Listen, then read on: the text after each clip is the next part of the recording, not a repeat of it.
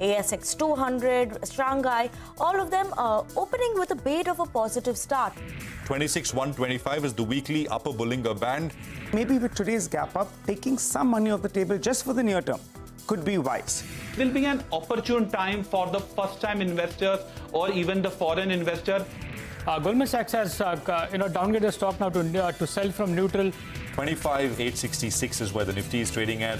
Valuations have to course correct over a period of time. Another record high that we saw on the markets. We briefly went above the 25,900 mark. This deal, in fact, marks the first step towards the rollout of the company's massive Capex plan. Prime Minister has been focused on transforming India. HDFC Financial Services Board has approved plans for an IPO. Turning out to be a good Monday for the bulls for sure.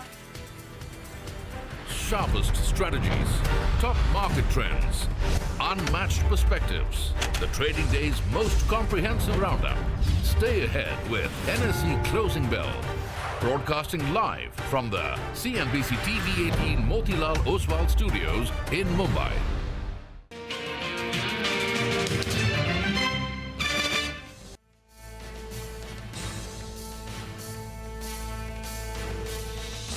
Well, that has been the day so far, and it has been mostly green. I mean, actually all green, although we've not really done very much after the opening levels, at least as far as the Nifty is concerned. We managed to hold on to those gains. We're coming to you live from the CNBC-TV18 Motilal Oswal Studio. This is Closing Bell. I'm Prashant. With me, my colleagues Nigel and Surbhi. Guys, hi, good afternoon. I'm just looking at the day's high, 25,934. We're not too far away from it. Yeah. And again, milestones, maybe they don't matter. It's a matter of sentiment. But yeah, I have to say it, 70 points away, right? Well, we opened up with a gain, I think, of around 100, 115 points or thereabouts. So from there, effectively, we've not put on too much, right? But the dips are getting bought into, and that's why this morning, I briefly hinted that maybe just looking at the technical indicators, if you're going to get a gap up of around 110, 120 points, or maybe just take some money off the table. But for those, who are holding those positions, you'll have to say that this market wants to trend higher. Some kind of consolidation, I think, is due just in the near term. But the boy that's firing big time is HDFC Bank. And that's a rocket, taking the Nifty bank higher, taking the Nifty higher as well. When your biggest weight, which was the biggest underperformer, start performing, well, that definitely spells good times. It's not just today's chart. I think we pull up a couple of weeks chart. We'll tell you the picture that this boy has come to the party and taken the Nifty and the Nifty bank higher. I think we had Jay Bala with us on Friday, and he was saying that 1,800 on HDFC Bank is kind of technically very important. And now, I mean, it takes that out, it kind of goes into another fresh kind of phase higher. So we'll see. I think on the day we were waiting for that MSCI announcement, it went to 1,800, and from there it corrected back to around 1,600 because of the disappointment that the flows will be split in two parts. But, it's gone through that consolidation phase. Let's see whether it can drive on the gains. It needs to do, I was saying, Nigel, someone said, I mean, I was only paraphrasing them. He said that if HDFC Bank does not perform now, it will fall below FD returns. I mean, so stock returns definitely need to be better than the FD rates that they offer, right? So it needs to perform for itself and, of course, for the market as well. Let's see, 1.25% higher right now. So markets holding on to opening gains. Nothing very much after that since basically. And, the resistance as we put out in the morning was 25,930. The first level we put out in the morning, the high is 25,925. So it came to within 5 points of it and then sort of pulled back a little bit. But we're very close. PSU banks are doing very well. Real estate is doing very well.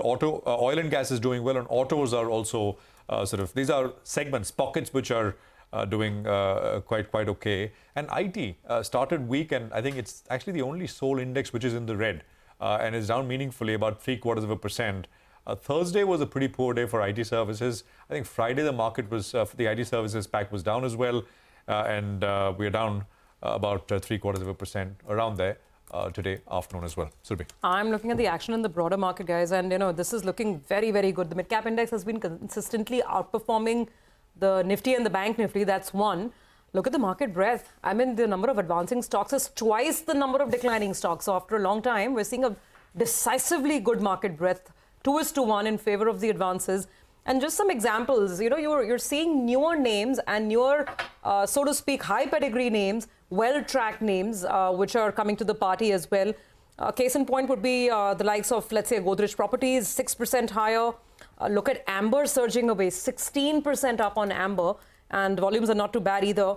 Then there are the earlier favorites like an Edelweiss Financial. Edelweiss continues to move higher. We've been talking about how the stock has gone in a different orbit in a matter of a month and a half, and that trend is continuing today as well. Another 8% on Edelweiss. What a mover it's been. And then there are some of the forgotten names like Dilip Bilkon, V-Mart Retail. There's VIP. So it's a very, very vibrant, very buoyant mid-cap market, and that's, I guess, telling us just how strong the sentiment seems to be.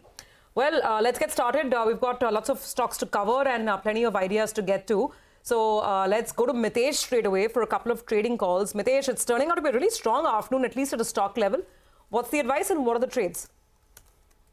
Good afternoon, Surabhi. I think even the indices have slowly started inching higher. The Bank Nifty, which was about 120 points higher during the day, I think is now about 300 plus points higher. So good day. And Bandhan Bank is something which has come on my radar. I think it was a buy last week as well. Gave a 2-3 day kind of pullback. It's picking up again. So keep a stop at 209. Look for targets of 222 here. And the other one which I like is the entire PSU banking space. Bank of Baroda and Canara Bank. So I picked up a Bank of Baroda.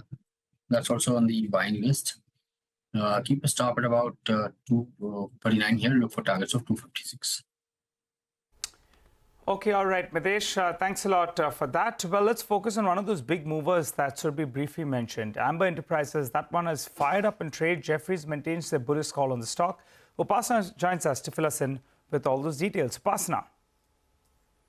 Well, that's correct. Amber Enterprises remain in focus as Jefferies has given a buy rating on the stock with a target price of 5,200 per share. Well, the brokerage has highlighted some of the key important pointers highlighted by the company in Jefferies India Forum 2024. It says that the domestic AC industry benefited from a strong Q1 summer and is likely to drive 30% volume growth in FY25. The company foresees AC industry volumes at 17% plus CAGR over next 7 years and believes that the category under penetration and hot weather in India are the key tailwinds in India's AC industry growth. Now, coming to company's electronics vertical, it believes that the imposition of anti-dumping duty on PCBs enabled Amber to induct new customers. And operating margin here are expected to stay around 7 to 8% versus 4% seen 2 years back. Now, company is also targeting 45% growth in this vertical. Now, coming to company's mobility vertical, the order book stands healthy at 2,070 crores, and Jefferies believes that the long-term prospects appear intact as management targets 2 times sales over next 3 years. Now, overall, Jefferies believes that from FY24 to FY27, component division sales CAGR is expected at around 26% to outpace the RAC CAGR of 16%, fueling the operating margins, expecting it to rise to 9% by FY27. Hence, it maintains a buy on the stock with a target price of 5,200 per share. 5,200, basically another 150, bucks up from where we are. Upasana, thank you very much for giving us that view from Jefferies. Stocks really flying away, 16% today. Deepan Mehta, director at Elixir Equities, is with us on the show. Good morning, good afternoon, Deepan. It's a Monday effect, right? Still in morning mode, but yes. It's a good afternoon considering looking at the market, the kind of stocks that are flying around. Let's start with Amber. You heard the rationale there that Jefferies has put out. What do you think? Is the stock still good for more? Would you be a buyer? Yes, it'll be good afternoon and thank you for having me on your show. First, a disclosure, we are invested in Amber Industries. But all the good news I thought was priced in. Company reported exceptionally good numbers last couple of quarters, and we all know that every subsequent summer is hotter and warmer, and that's really driving sales of cooling products, refrigerators, ACs, as well as air coolers. And Amber Industries is the one company which clearly benefits from it because it's brand neutral. But when you look at the valuations at which is trading at, I think it's almost like 70, 80 times plus trading 12 months, if I'm not mistaken. From that perspective, I think that it's better to remain invested as we are. But from a fresh investment perspective, I'd give it a pass. Okay, all right. Got that. Deepan, just stay on. We have this interesting call that's underway from Vodafone Idea. We definitely want to discuss that stock with you. And I think the company is discussing the way forward with respect to their debt raising and Capex plans, given the setback at the Supreme Court. Let's listen in. Towards improving the returns in the industry. Further, considering the large investment requirements, industry will need further price increases. Finally, with the recent closure of our equipment agreements, we are firmly on our journey of VIL 2.0, and from here on, we firmly believe that we will stage a smart turnaround to effectively participate in the industry growth opportunities. I would like to inform you that on this call, we will only address questions relevant to these recent developments. With this, I will hand over the call back to Ryan and open the floor for questions and answers. Thank you. Ladies and gentlemen, we will now begin the question and answer session. Anyone who wishes to ask a question may press star and 1 on their touchtone telephone. If you wish to remove yourself from the question queue, you may press star and 2. Participants are requested to use handsets while asking a question. Ladies and gentlemen, we will wait for a moment while the question queue assembles. The first question is from the line of Sanjesh Jain from ICICI Securities. Please go ahead. Yeah, good afternoon, sir. Thanks for taking my question. The first one is on the AGR Supreme Court ruling. Is there any further possibility for us to pursue this, or this ends any effort on the relief side for the AGR liabilities? Hi, Sanjesh. This is Ravinder Tucker. Let me take that question. So I think to answer your question, from the court perspective, we believe that this is the final outcome from the courts in regards to the curative petition, because we believe that was the final request that we could make. But what is possible, which I think is quite important, is to pursue further remedies and possibilities with the government. I can tell you that we have been engaging with various senior government officials. Actually, we were engaged with them prior to the court ruling, and certainly we have even after the court ruling. I think all the engagements have been with a very clear view from every side that the merits of our case on the AGR in regards to the calculation errors and mistakes, and then, of course, interest and penalties on those mistakes, the merits are quite strong and correct. And while there was a hope that the courts will obviously consider the petition, the fact that the court has not done so means that the now action and responsibility in some ways falls squarely along with the government. The government has since that time asked us to put together a comprehensive view of what we believe will be the right mechanism and requests that we can make for addressing this challenge, because I think there is a very clear understanding in the government that it should not be fair to have to ask us to pay for something which is a calculation error. And so we are in the process of putting together those requests. We will be engaging again with the government in the coming days on those requests. We expect a very strong engagement with the government, as it has been, to be honest, with the industry for the last 4 years. I mean, since before the reform package in 2001, the government has been very engaged with the industry. As was mentioned by Akshay, they are very committed and continue to be very, very committed to 3 strong private players. Not only was the reform package done, then, of course, there was a government equity conversion in 2023. And so since that engagement has been very strong, and as I said earlier, that even on this AGR topic, there's very few discussions about the merit of our case. I think the understanding is that merit is quite strong and correct. So we expect to engage further with the government and look forward to working with them in finding a solution for this challenge, and hopefully we can together work with them to find a mechanism for relief on this matter. And we strongly feel that that is very possible, given the engagement from the government, given their point of view on what is the right thing here.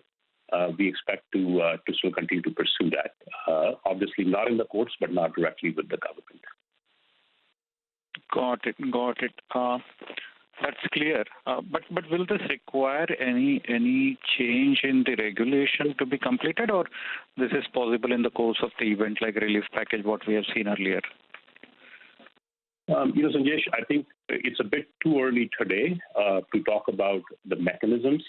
We believe that the government of India has many, many levers and mechanisms by which they can address this situation. So I would like to speculate on what can be used and what are the possibilities. But we know that there are several options and several possibilities. Of course, the intent is to find a way which works the best for everybody in the industry, as well as a solution that is fair for all the participants in the industry as well as fair for the government as well. So I won't speculate on the mechanism, but certainly I think that we know that there are several mechanisms by which this can be addressed. Fair enough. That's pretty much clear. One, Akshay, you said that the cash flow which business will generate will largely go into paying the liabilities to the government. What about the current liabilities which is outstanding for that? How are we planning that payout? So I think basically the liabilities which we have today, one is the bank loans, which I said is about 48 billion. There are some overdues to the vendors, which largely or a large part of that is cleared, and they are getting cleared regularly. I didn't mention that separately because that is part of business as usual. And as we have mentioned earlier, that our Capex guidance for the next 3 years is about 50 to 55,000 crores. That will be funded out of equity of 20,000 crores, which has been raised, and the bank funding of 25,000 crores plus the non-funded facility, which will enable us to get the vendor credit of about 10,000 crores. So that takes care of the Capex, which means the cash generation from the business will only go towards paying the other liabilities. The largest one is the government dues. There's a small part of the bank debt outstanding, which I mentioned, and there are some remaining vendor overdues, which are being cleared as we speak. Two follow-up small questions. One, when do we expect this Capex to kick in now that we have agreed on the vendor equipment and everything? When should we see supplies coming in, actual rollout starting and accelerating? That's number one. Yeah.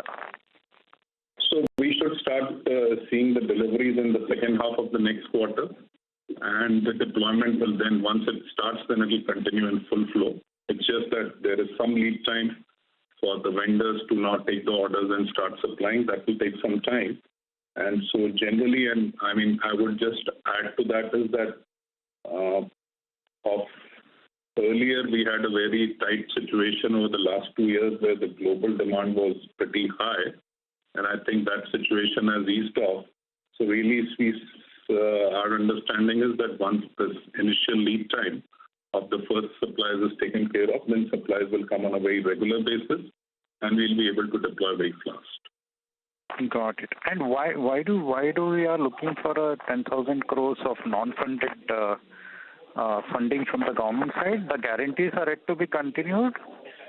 No. Sorry. I said that the 10,000 crores will be largely LC facility, not the bank guarantee. LC facility, which will enable us to get the vendor credit. Oh, so you said non-funded, so I was just trying to get... No, now it's clear. It's a LC, not guarantees. Yeah. But that will be for a very limited period, right? Once the equipments are imported and the payment is done, that LC will vacate, right?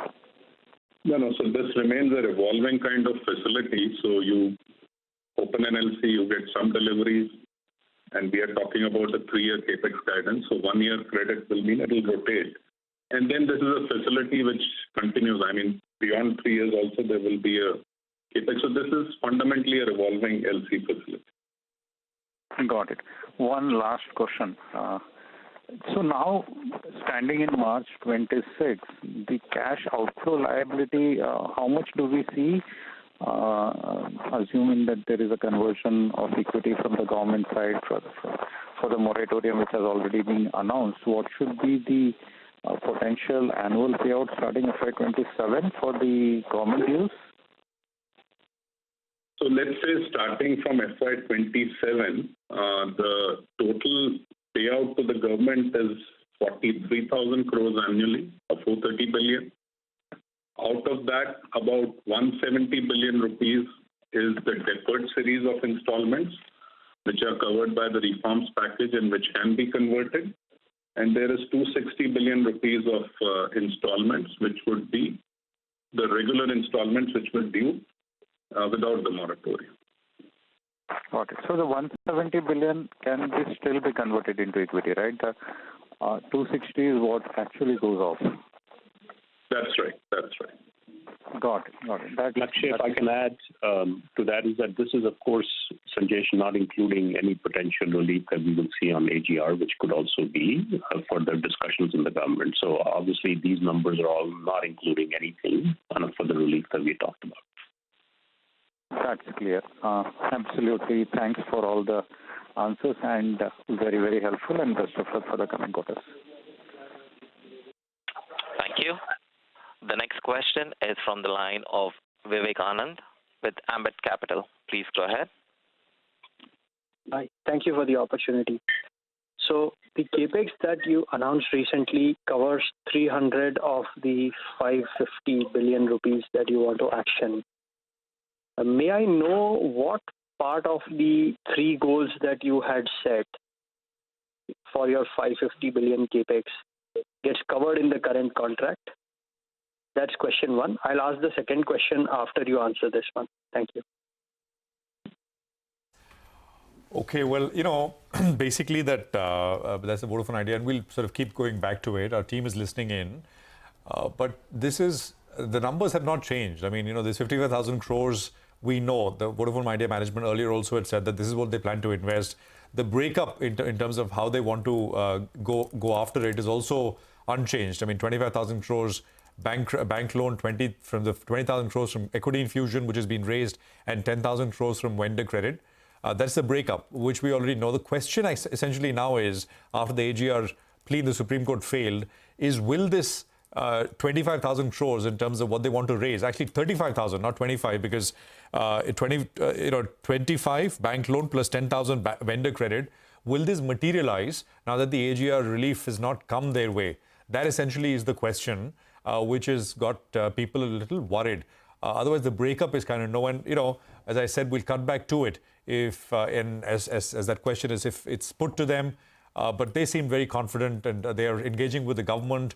They're saying that the government has asked them to prepare a request package for what they need, and then they're in the process of doing so. Deepan is still with us. Deepan, quick thoughts on this one. The play here so much for a lot of investors really is not, the question is not whether to buy or sell Vodafone Idea. It is about what happens to other players like Indus Tower, and Indus Tower is a name which comes up quite often in discussions. Bharti, of course, I think is the consensus overweight in any case. Go on, Deepan. No, Prashant, on a fundamental basis, you can't really recommend Vodafone. They need to grow their revenues by 70-80% just to kind of break even. And that doesn't seem to be possible at this point of time. Although management is very confident of break even at some point, I would give it a pass. And Indus Towers also, I would get a bit circumspect, although it's a company in which we are invested in. I'm getting a bit circumspect. I don't know really how this expansion plan, cash flows, AGR, how this thing will work out. We have just no clue. There's just far too much uncertainty in Vodafone, and traders can keep on trading in it because it's in the news all the time. But I think from an investment perspective, it's clearly an avoid. Deepan, I wanted to ask you about Kochi Shipyard. As we were tuned into that Vodafone Idea con call, that one saw a sharp drop. That could be a technical factor as well, because the exchange restrictions have come in with regard to ASM and various other restrictions. That's effective, in the coming days, I think from September 25th on. And we should just pull up the intraday chart. Sharp downtick is what you've seen. Some of these stocks have already corrected a goodish bit, but that one has suddenly gone down close to around 4%. What's your view on this one, Deepan? See, Nigel, I think all defense stocks and shipyard, they've corrected by 30-40% or so, and furthermore in Cochin Shipyard today as well. And I think that at some point they'll get into a sweet spot where they're available at reasonable valuations. Give it 1 quarter of solid earnings and price remains at these levels slightly lower, and you will have some margin of safety also. Because whether it's Cochin Shipyard or Garden Reach or some of the other shipyards or defense companies, the order book position is extremely strong, and even implementation, execution has certainly improved. Capacity utilizations have gone up. So I think that it'll come to a level where it'll be, again, an active, attractive investment So certainly it's on our watch list, but waiting for the P multiple to compress further from these levels before making an entry. All right, Deepan, a shorter conversation today, chat interrupted by that Vodafone Idea call. Hope you understand. Thank you for joining us and good speaking with you. We'll take a break. Aditya Sood of InCred Asset Management will be with us on the other side and we'll talk more markets with him. Stay with us.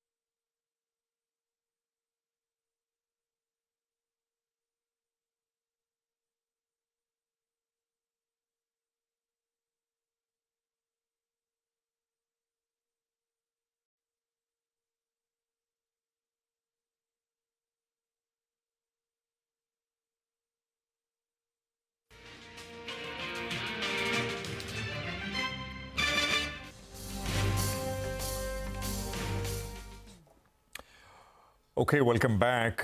So we've got the market up 140. Actually, it's picked up a little bit of pace from the time that we started at 230. There were around 100 odd points, so 40 more since. Aditya Sood is with us. He's fund manager at InCred Asset Management. Aditya, good to have you with us here. Thank you for your time.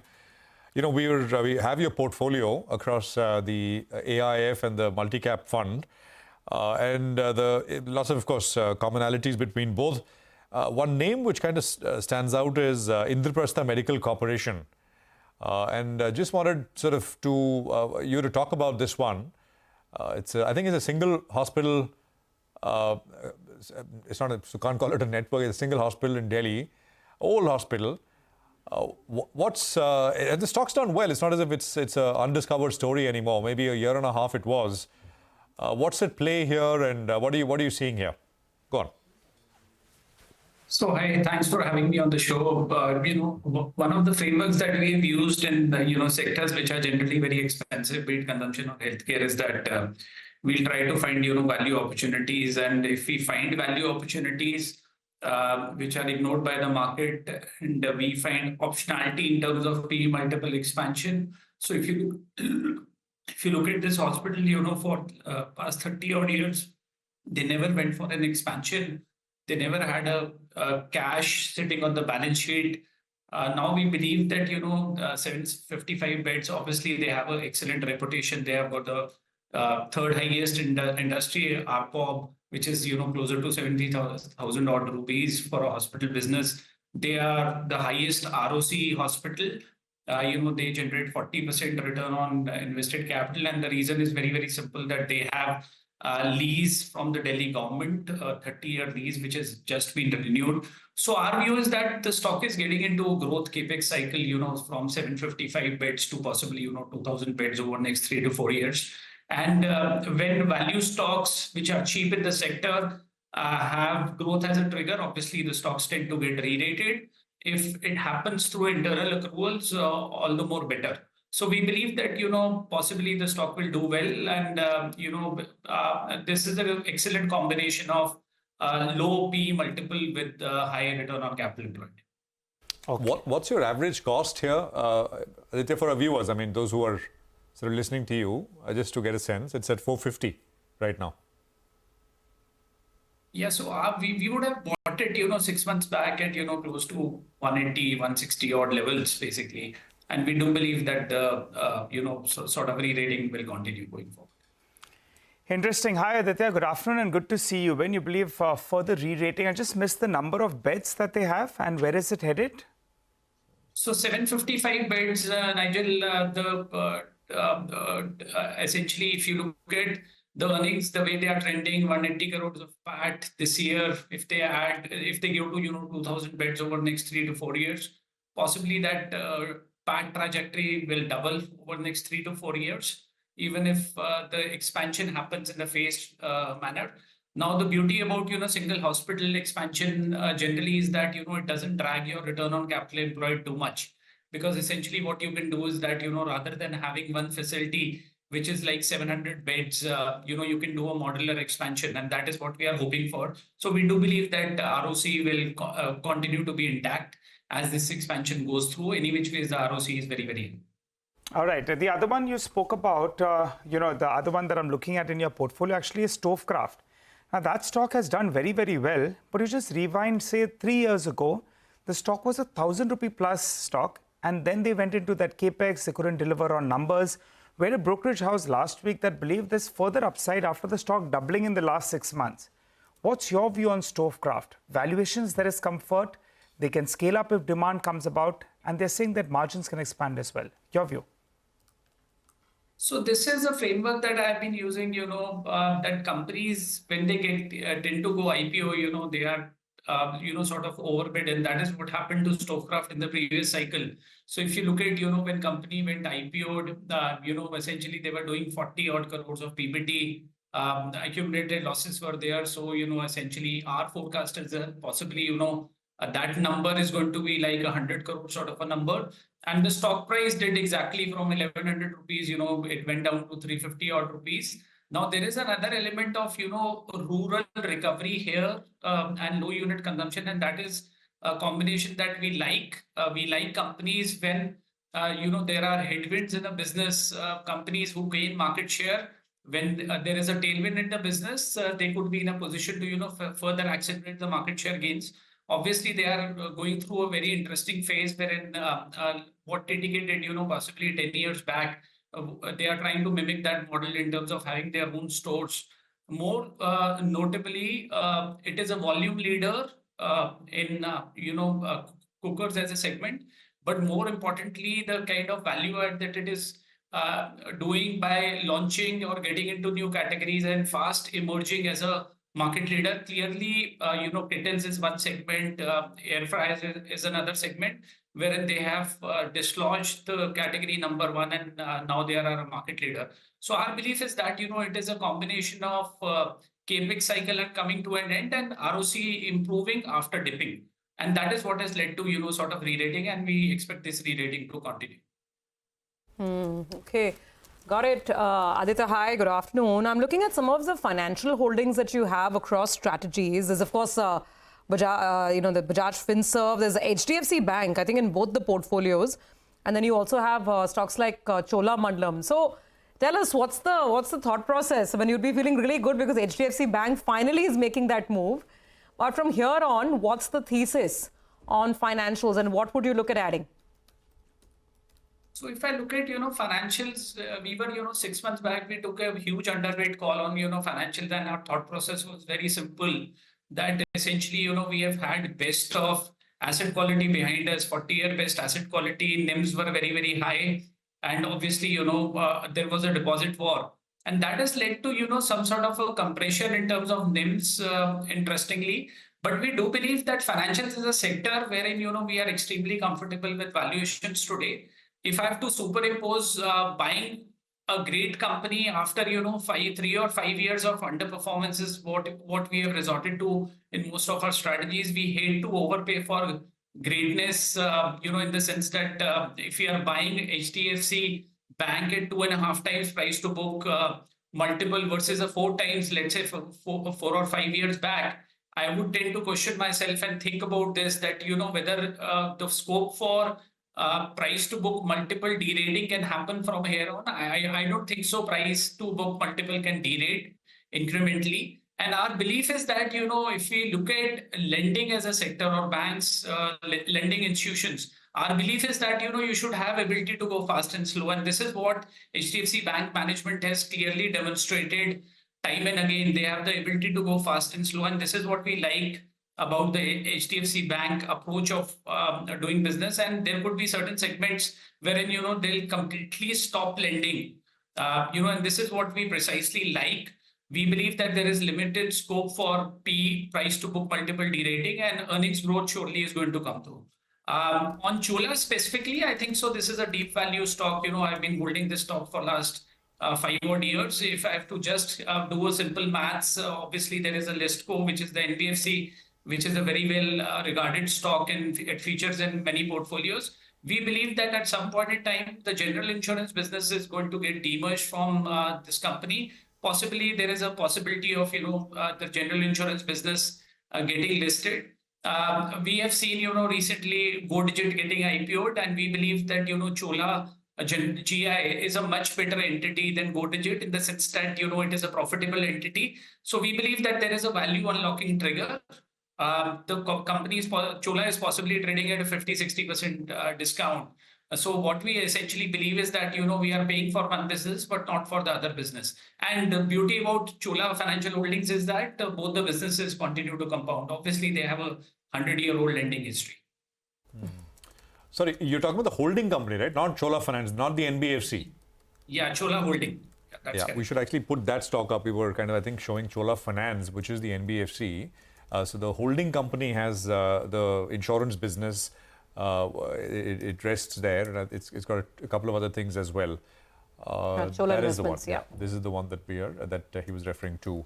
Aditya, take your point, and about the earlier point about HDFC Bank as well, that they don't have exposure, and they really kind of are very cognizant of not lending to stress sectors. And I was just thinking, it just came to my mind that the one large bank, which I think I'm right on this, the one large bank which does not have exposure to Vodafone Idea is HDFC Bank. I think, so yeah, that's been very, very strong of them for the last 2 decades or so about monitoring portfolios and calling out trouble early. Thank you very much, Aditya, for joining us. Great conversation as always. Appreciate it here on CNBC. Well, it's time for our special segment, D Street Chatter. Nimesh gets us a quick view about what he's picking up. Nimesh, good afternoon. What are you hearing? Hi, Vishal. So another strong day for the markets, and looks like today's a day for the rate sensitives to do well. So the bank stocks have done well. All the real estate names are buzzing in trade today. So, and again, today's a day when this is backed by very strong FI buying. I've been saying this for the last couple of days that there is very strong FI flows, and that seems to be the day today as well. In fact, the buy-sell ratio is close to 3:1 on the buy side. So that's a kind of intensity which is there as far as the buying is concerned. Again, there is a bit of reversal in the PSU names as well. I put out a piece on Friday that the bull market doesn't seem to be over, but there will be new leaders in the PSU basket, and that seems to be playing out. So the OMCs are well bid by larger institutions today. So all the OMC stocks are also buzzing in trade. While the broader markets have done well, the index is up, mid-cap index is up close to 0.7%. But the overall feedback is that maybe from here on, you will see a larger outperformance of the large cap names compared to the broader market stocks. So two things. One, the rally is backed by FI buying, and looks like now the focus seems to be largely tilting towards large caps versus the mid and small caps. Okay, all right, Nimesh, thanks for that. What about individual stocks, Nimesh? What are you picking up? Well, so in terms of individual names, the first stock is Paras Defense. That stock has been consolidating off late. In fact, this month the stock is down 12%, but relatively, it's outperformed the other PSU defense names. But now understand the company is very close to raising funds via QIP, so that's something to track in Paras Defense. The second name is IEX. The entire space is buzzing off late, the exchange companies, but IEX stands out.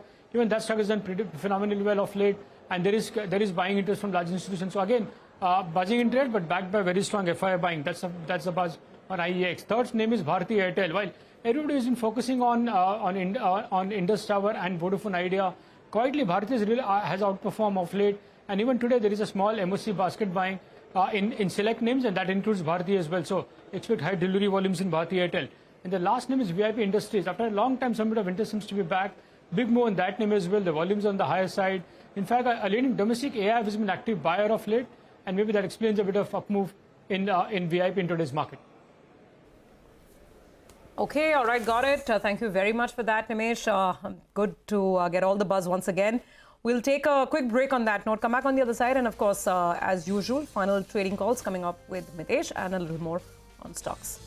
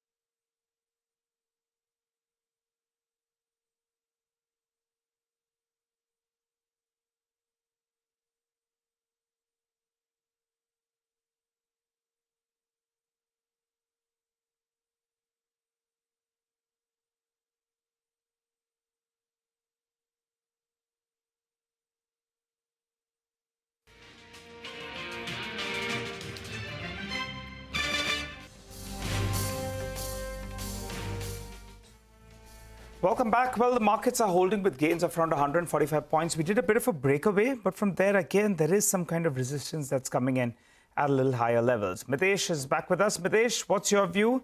Trail your stop loss? If yes, what should your stop loss be on the Nifty? And also fill us in with your picks at around 310. So on the Nifty, I spoke in the morning about 26,000 being around long, could see some profit. I think that's one. But trailing the stop loss would be a better idea. Today's low, 25,847 becomes a good level to trail your stop loss at. And on the stock side, Hero Motors is BTST. Keep it stop at about 61.75, look for targets of 62.40. And the other one is both the life insurance companies, ICICI Pru and HDFC Life are doing well. So I have HDFC Life as PTSD with the stop at about 720 for targets of 736. All right, Mitesh, thank you very much for that. So those are individual trades coming through. Well, SpiceJet has successfully raised 3,000 crores via its recently concluded QIP. The airline informed stock exchanges the QIP was significantly oversubscribed by investors. Madiha is here to take us through, the overall picture. What does 3,000 crores in the context of the situation SpiceJet finds itself really mean? And what should you expect? Madiha, take it away. Well, 3,000 crores is certainly a lifeline for SpiceJet that has been cash-strapped for a few years now. The airline plans to use these funds to revive its grounded fleet, acquire new aircraft, invest in technology, and expand into new markets. That's the plan. In fact, Ajay Singh said that he aims to use the funds to revive or restore the airline's reputation for efficiency and reliability. Now, let's look at what the airline is staring at. Apart from salary payments, the airline hasn't paid Provident Fund for 2.5 years. TDS, which is deducted from employees' salary, is also not deposited. That comes to over 650 crores. Then there are several lessors which have taken the airline to courts for non-payment of dues, as well as seeking their planes and engines back. Now, before the QIP, SpiceJet had disclosed that it owes a total of 3,700 crores only to the lessors. Then there are pending dues of oil companies as well as airports. We saw incidents in the last few weeks where SpiceJet flights were not allowed to take off due to non-payment of dues either to oil companies or airport operator. The fleet is down to less than 28 planes according to SpiceJet. The shrinking business has impacted its operations with flights down by 50% since January to just 2,700 flights in August. That, of course, has brought the market share down from 5.6% in January to 2.3% in August. So 3,000 crores is definitely not going to take away the airline's huge pile of dues and debt, but it could certainly give it a breather to get back on its feet and keep running. Okay, all right, Madhya, thanks a lot for that. For the timing, the stock holding with a gain of around 2.5%. We'll get a fundamental view on the stock. For the timing, we'll slip into a short break, come back, continue focus on the market action.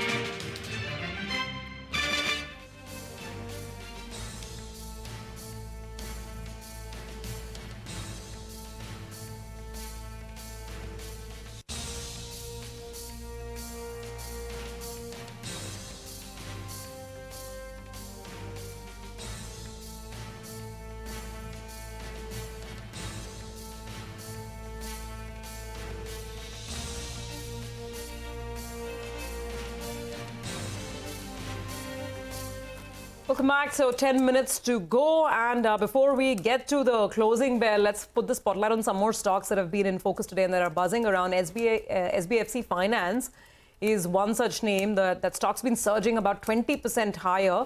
Let's go across to Vamakshi to get the details in. Vamakshi, tell us more. Well, thank you so much for that. Yes, big moves indeed for SBFC Finance, and in fact the stock has seen the highest intraday advance since the company's IPO back in August 2023, and with that the stock has hit an all-time high of 105.81 per share. But it is important to note that this rise is being accompanied by very strong volumes as well. In fact, volumes are at nearly 45 times the 10-day average trading volume. Keep in mind that the free float market cap of the company is somewhere around 3,000 crores and the total traded value for today itself is somewhere around 1,000 crores. So roughly around 33 to 35% of the free float was traded in the trading session today. But what is the main trigger for this? A potential trigger could be a rating upgrade that came in from ICRA. ICRA has gone ahead and upgraded the company's long-term fund-based term loan of almost 2,100 crores to AA- with a stable output. Previously, this rating was at A+ with a stable outlook. Now, this bodes well for the company, mainly on account of the cost of funds, because with a better rating, you do have an upper hand when it comes to raising funds at a lower cost of capital. So, overall, positive development for SBFC Finance, strong moves accompanied with very strong volumes. Thanks a lot for that, Vamakshi. Well, let's hop across to Sudeep. Sudeep, I want to discuss a couple of stocks, SpiceJet as well as SBFC. Let's talk about SpiceJet first. Do you stick to the leader, which is Interglobe, or do you think because SpiceJet has the lease of life, maybe in fact play it from the 70-odd rupee levels? Well, I think, Nigel, there is a long way to go for SpiceJet. This is just the beginning. It's definitely a positive development. I think, before this, it was almost a kind of a write-off scenario. But with this, I think they've got a lease of life, but they have a long way to go. They have a lot many more liabilities to settle and to climb back as far as market share table.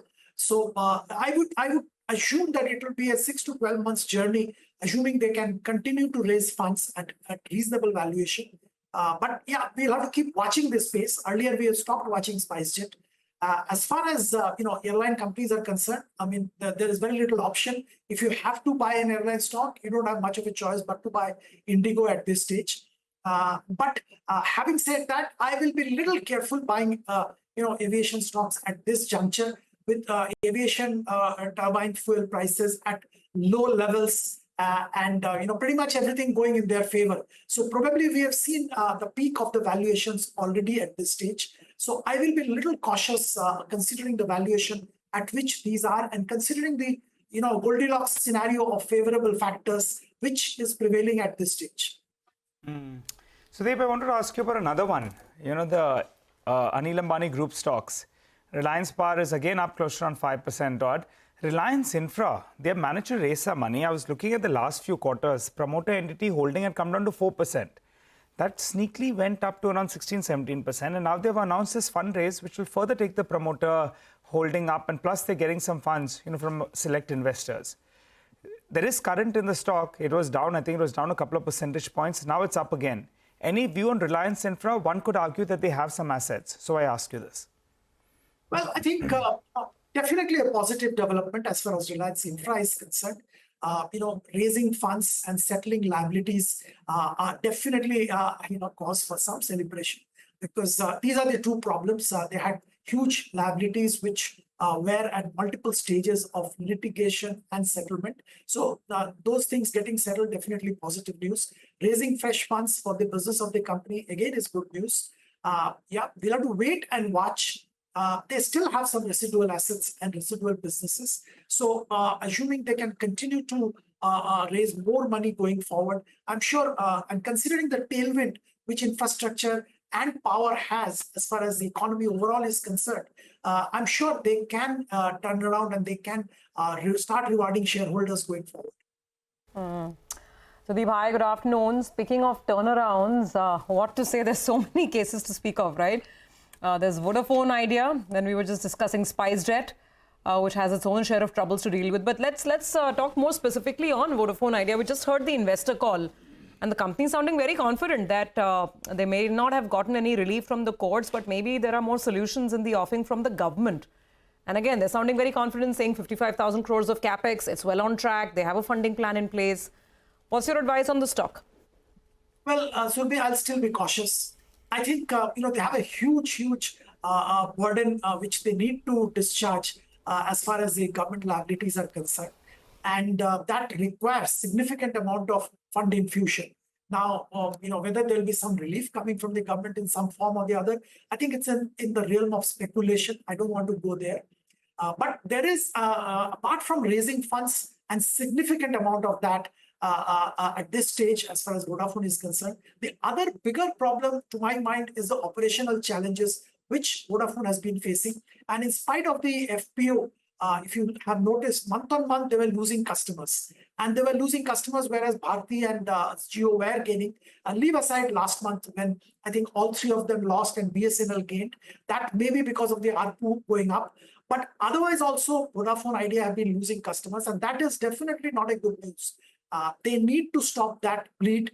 And they need to roll out more 3G, 4G, move their 2G customers into 3G, 4G, look at what they can do about 4G. The Capex announcement in tie-up with suppliers is definitely a positive development. But I think there are too many moving parts at this stage. And unless you're an aggressive investor willing to take a bit of a speculative chance, I don't think I would recommend Vodafone. Yeah, Sudeep, I mean, the market is full of curious price moves. And in hindsight, they turn out to not be so curious because there's something happening. So I don't know if you've looked at IIFL. On Thursday evening, that gold loan ban was lifted by the RBI, I think after 6 months. Stock was up 6% on Friday, but it's down almost 4% today, this morning. So essentially the price is exactly where it was before the ban was, when the ban was in place. That is a bit curious. I don't know if you heard anything or what your sense is here. IIFL. No, Prashant, I haven't heard anything negative about IIFL. I think lifting of the gold loan disbursement ban was definitely a big positive news. And, I expected it to go up once it happens because I think it's one of the cheapest, NBFC stocks. And if you compare it with other gold loan companies or even other large NBFCs, I think they were attractively valued. So the price going up was definitely justified. I'm not sure why it is going down today. But having said that, I think they lost about 50% of market share, which they had. 50% of the book disappeared. And to claw back that will take some time. They're aggressive. They have good presence. And I'm sure they will be able to claw it back, but it'll take some time. So maybe the price going up was a bit overdone. So a bit of correction maybe was due. But I'm not sure why it went back to that pre-RBI relief levels. Okay, all right. Sudeep, I wanted your view before you let you go on VIP Industries. One of the big underperformers, market share has come down from more than 50% to a little sub that 40% odd. I done an interview with the management, a couple of months or so ago, and they said, Nigel, watch out. The second half of the year will be very, very good. The stock has actually been an underperformer. Your view on it? It's up 10% as we speak. Well, Nigel, a couple of things. One is, I think, lost market share to Safari. And it has been happening for some time, unfortunately. The stability of management hasn't been there. And I think the new team has taken over some time back, and they're trying to stabilize the ship. One negative factor which has happened as far as as far as VIP is concerned, is that they had set up a large facility in Bangladesh, and that was expected to give them a cost benefit. Unfortunately, with the turbulence in Bangladesh, I'm not sure where that plan stands and how far that is going to help them in future or not. I hope it does, because that was one thing which would have changed the game to an extent for VIP. I'm positive on VIP. It's not that I'm negative. And I think the promoters have come and announced that they're not in an exit mode, and they will give the management a chance to turn around the company and perform well.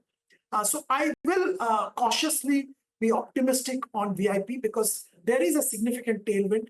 India is a definitely attractive, cost-wise manufacturing base.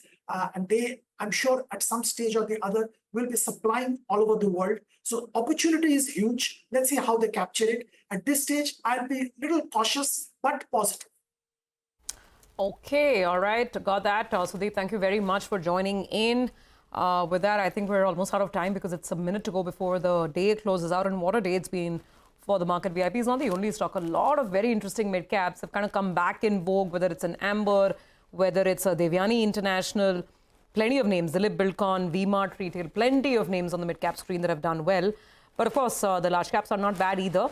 Though today large caps have underperformed mid caps, but nonetheless, I mean, you're still talking about a 140-point gain on the Nifty. And leadership across the board, barring IT, there's no other sector that has really, meaningfully underperformed. So it's a very well-rounded, wide market move.